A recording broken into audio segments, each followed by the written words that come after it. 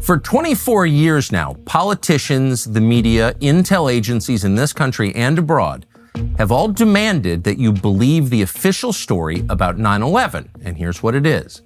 They tell you a group of al-Qaeda-affiliated terrorists, many of whom were known to U.S. intel services, somehow managed to evade capture for years as they planned the most significant and elaborate terror attack in human history.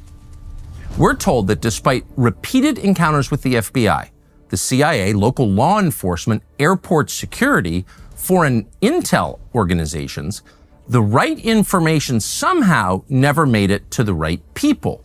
The government failed because it just didn't have the intelligence it needed. That's the story. That story is a lie.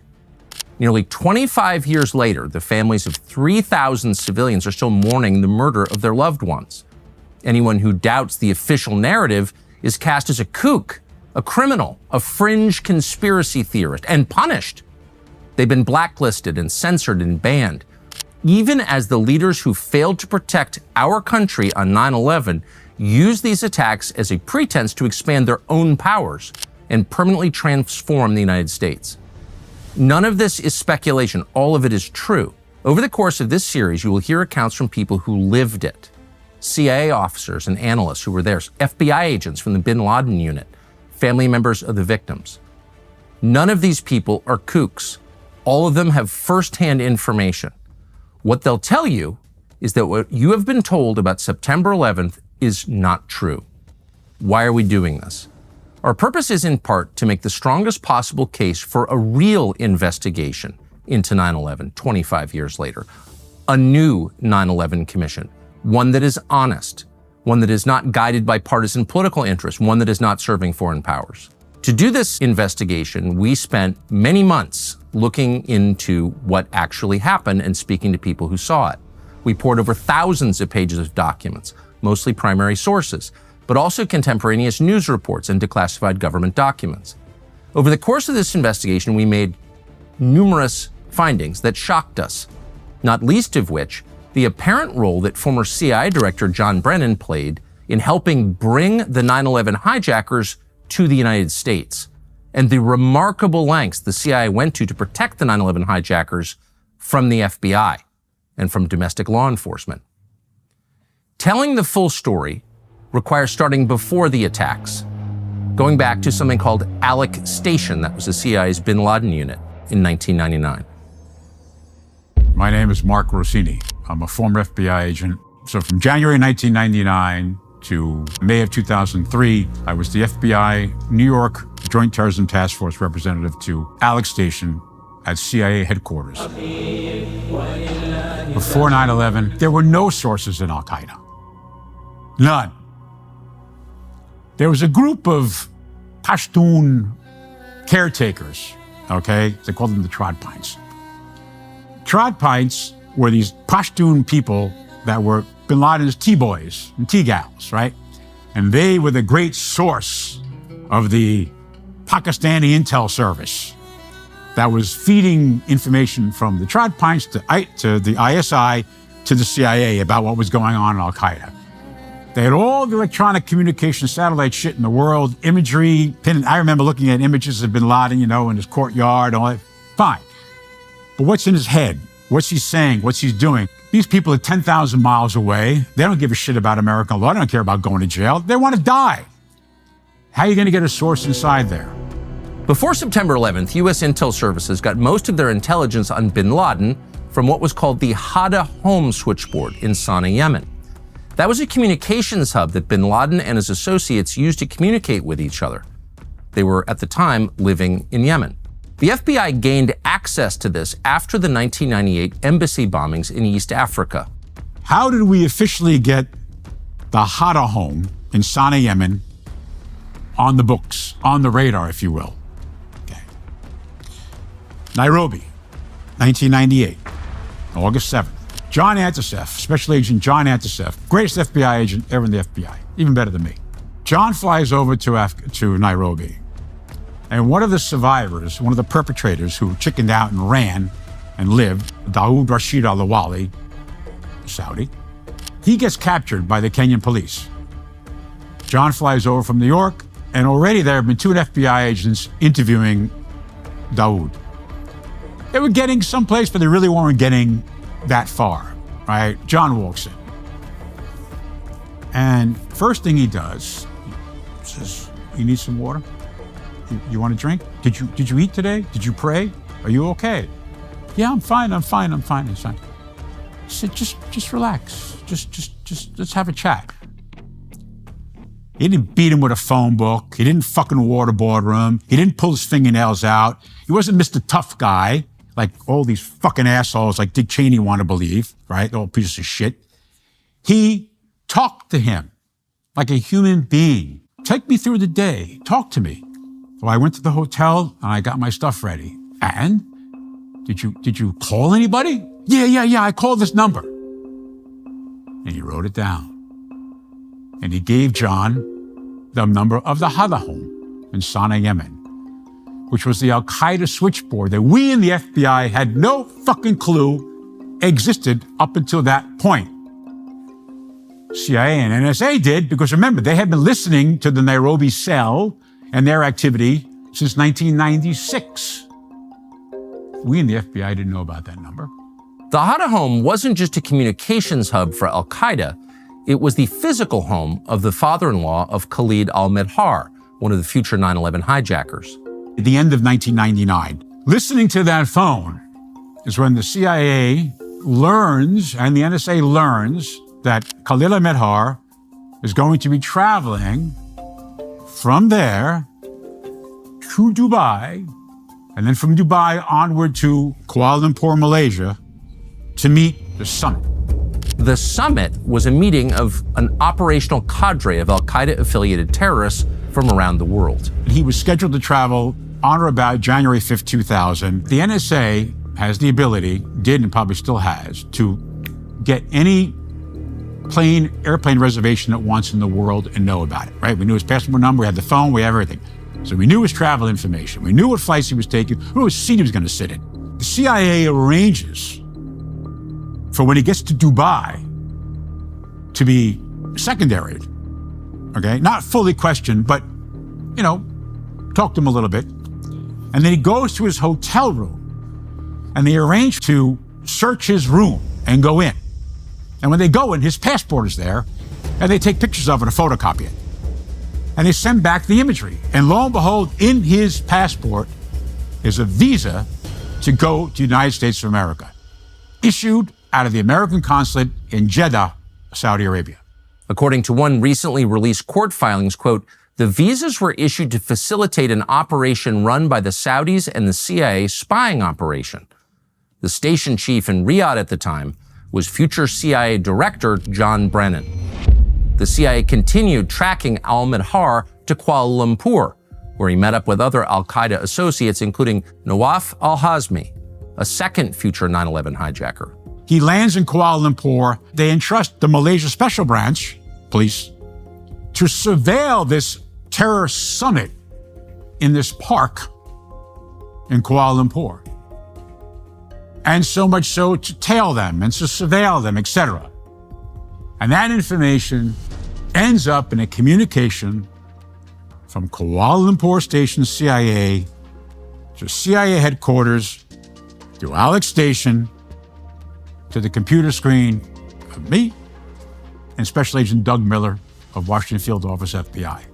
You have this cable that lays out the meeting in Kuala Lumpur, the photocopying of his passport in Dubai, and the learning of the visa to go to the United States of America.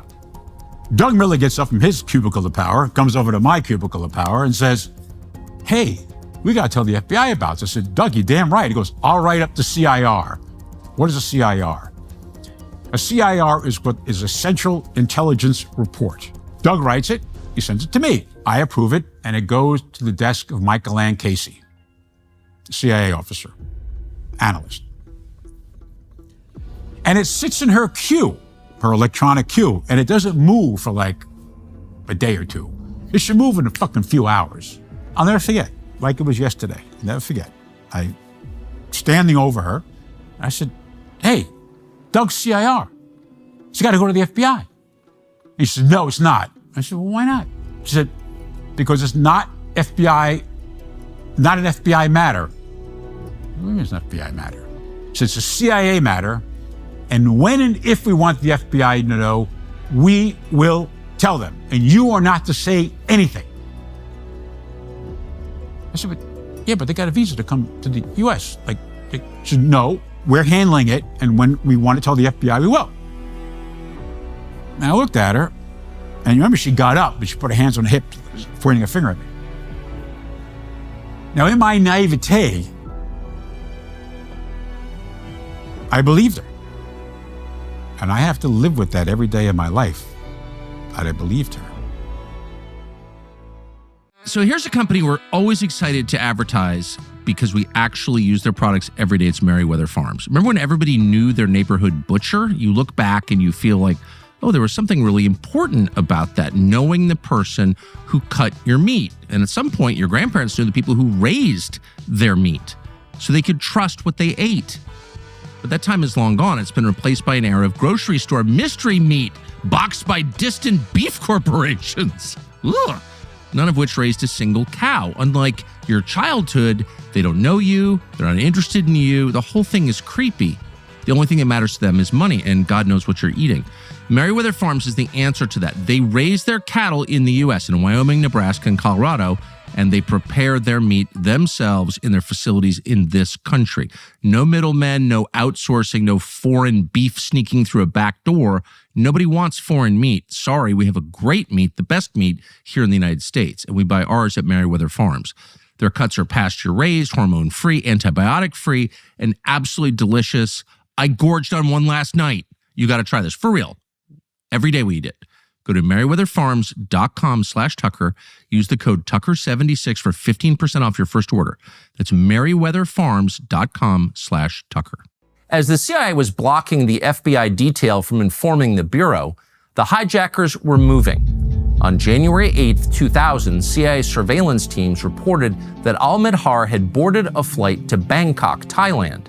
He was accompanied by a man they identified as Al-Hazmi. According to the official account, this is where the trail went cold. The CIA placed their names on a watch list and asked that Thai authorities track their movements. 3 months later, the Thai government reported back. Al-Hazmi had boarded a United Airlines flight to Los Angeles. Al-Midhar was with him. The two hijackers had arrived in the United States. But here's my problem with this whole fucking thing and the whole subsequent investigation of 9/11. You have the CIA then following one man and then two men all over the planet, and then eventually even to America, right? Landing in Los Angeles, California, and you don't tell the FBI. But why would the CIA want to hide the highly relevant and potentially dangerous fact that two known al-Qaeda terrorists had just landed in California? According to a recently released court filing, former White House counterterrorism czar Richard Clarke told government investigators that the, quote, CIA was running a false flag operation to recruit the hijackers. When Cofer Black became the head of the Counterterrorism Center at CIA, he was aghast that they had no sources in Al-Qaeda. So he told me, I'm going to try to get sources in Al-Qaeda. I can understand them possibly saying, we need to develop sources inside Al-Qaeda. When we do that, we can't tell anybody about it. After Clarke made that claim publicly, he received an angry call from former director of the CIA, George Tenet, who did not deny the allegations made by Mr. Clarke, end quote. But when we reached out to Tenet, his spokesperson denied that the CIA was recruiting hijackers, calling it false rumors and saying, quote, that's categorically not true. He also recalled that the executive director of the 9/11 Commission, Philip Zelikow, blocked the commission's investigation into the matter at the behest of Condoleezza Rice. CIA had this delusional grand plan. So the CIA, with their information that they had from the Hatta House and their own psychological analysis of everybody in that team, they figured the best way is maybe to recruit somebody who came over from Malaysia.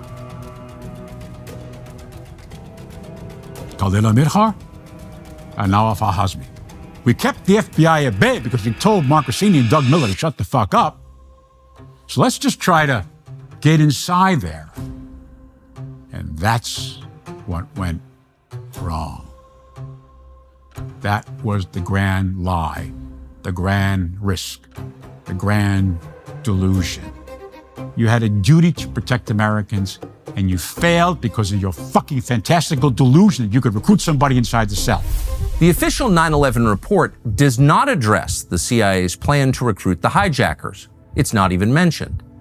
It's possible this is because the CIA blocked 9/11 Commission investigators from talking to the agents who participated in the plot. Amazingly, the CIA's director of operations kept the CIA operative attempting to recruit the hijackers, referred to as VVV in the documents, away from the Commission's investigators. The consequence of this? The Commission's explanation for this story is that the CIA made an honest mistake. The actual language in the report says the CIA played, quote, zone defense, and the FBI had a man-to-man approach to counterterrorism. The difference in strategies is why the CIA didn't tell the FBI that terrorists had arrived on American soil. Incredibly, the Commission investigators didn't ask the CIA director at the time, George Tenet, about the summit in Kuala Lumpur, or why the CIA had blocked the FBI from being warned. It wasn't the story they wanted. And that is the crux of the matter, and that is the truth, and no one has ever answered those questions. No one has the balls to, because they're afraid, because the house will come tumbling down. So how exactly did the CIA try to recruit the 9/11 hijackers? Well, one amazing thing about their arrival is that they didn't try to hide. The hijackers used their real names while in the United States. They operated in plain daylight. Al-Hazmi and Al-Midhar lived in San Diego for more than a year before the attacks. They lived openly. In fact, they were so open that Hazmi's name, address, and a home phone number were listed in the San Diego phone book. When they arrived, the hijackers encountered a Saudi intel operative called Omar al-Bayoumi. They met at a restaurant outside of Los Angeles. The CIA utilized the Saudis in the form of Omar al-Bayoumi to spy for them and to gather intelligence. Before 9/11, the CIA was forbidden from engaging in domestic spying. They used the Saudi intelligence as a workaround. We'll rely upon the Saudi GID, General Intelligence Directorate, their version of the CIA, via Prince Bandar, via their man, Omar al-Bayoumi, to keep us informed as to the activity of these terrorists. Bayoumi's notebook, which was uncovered when British law enforcement raided his home in the UK, contained a drawing of an airplane and mathematical calculations related to flying it. The 9/11 Commission investigators never saw this. At the time, al-Bayoumi had a no-show job at a Saudi aviation contractor called Avco. The company's employees say he was one of roughly 50 ghost employees working there at the time, taking the paycheck but never coming to work. According to declassified government documents, an investigator from the 9/11 Commission said al-Bayoumi was receiving substantial sums of money from the Saudi embassy in Washington prior to the 9/11 attacks, that the money was being funneled from accounts at Riggs Bank in Georgetown belonging to Haifa bin Faisal, the wife of the Saudi ambassador to the United States. By using the Saudis as a proxy to recruit the 9/11 hijackers, the CIA gave itself cover. If things went wrong, they could push a narrative that blamed the Saudi government for the attacks, which is what they did. For all intents and purposes, Omar al-Bayoumi was an employee of the Saudi Arabian embassy in Washington, D.C., in their consulate in Los Angeles, California. Al-Bayoumi convinced the hijackers to move to San Diego. He helped them find an apartment. He served as a co-signer on the lease to that apartment. He paid their first month's rent and deposit.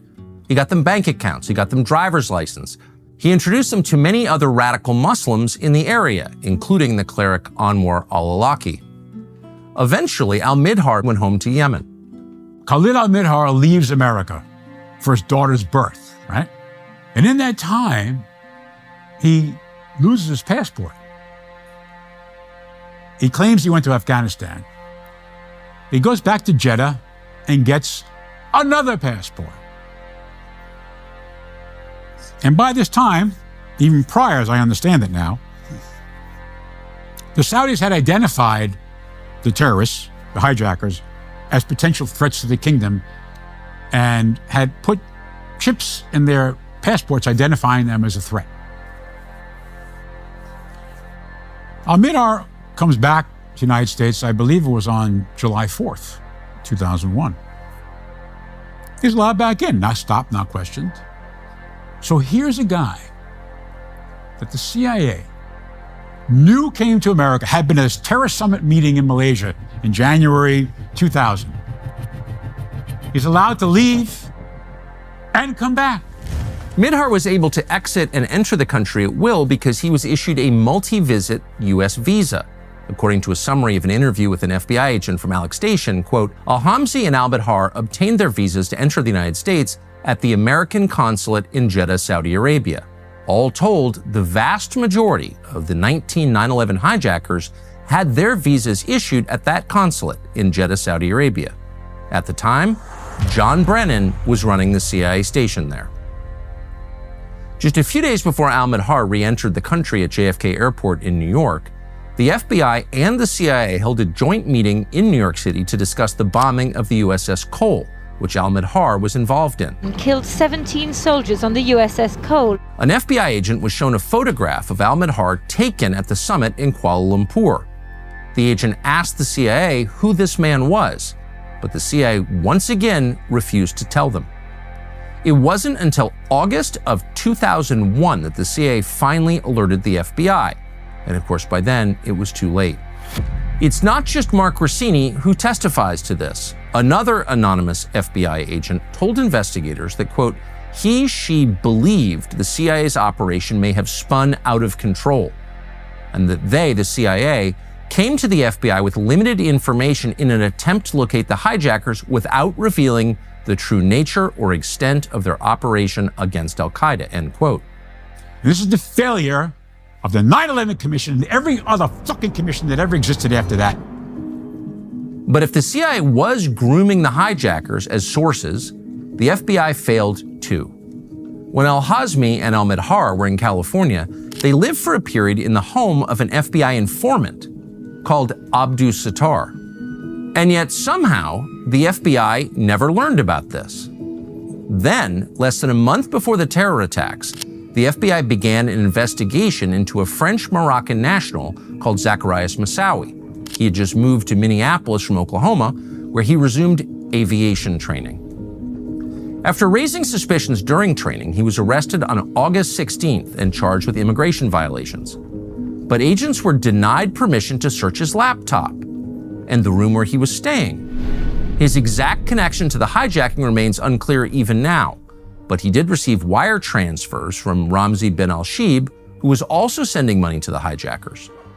In July 2001, an FBI agent stationed in the Phoenix field office sent a memo to headquarters theorizing that there could be, quote, a coordinated effort by Osama bin Laden to send individuals to the United States to receive aviation training. For some reason, this memo was never received by headquarters, not until after 9/11. Why?